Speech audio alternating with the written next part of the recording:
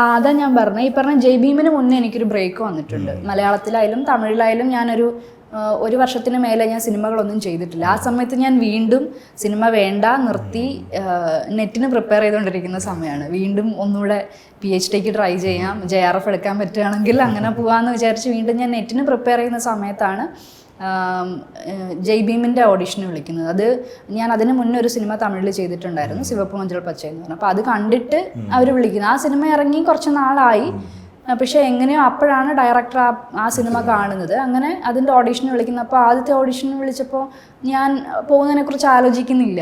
ഞാൻ അവരോട് ചെല്ലാമെന്നൊന്നും പറയുന്നില്ല. വീണ്ടും എനിക്ക് അവിടുന്ന് കോൾ വന്നു, സീനൊക്കെ അയച്ചു. അല്ല, അങ്ങനൊന്നും അവർ പറഞ്ഞിട്ടില്ല. 2D പ്രൊഡ്യൂസ് ചെയ്യുന്നൊരു സിനിമയാണ്, ഒരു ചെറിയ സിനിമ, അത്രേ അവർ പറഞ്ഞിട്ടുള്ളൂ. ഒരു സോഷ്യൽ കോസിന് വേണ്ടി എടുക്കുന്ന സിനിമയാണ്, അങ്ങനെയാണ് പറയുന്നത്.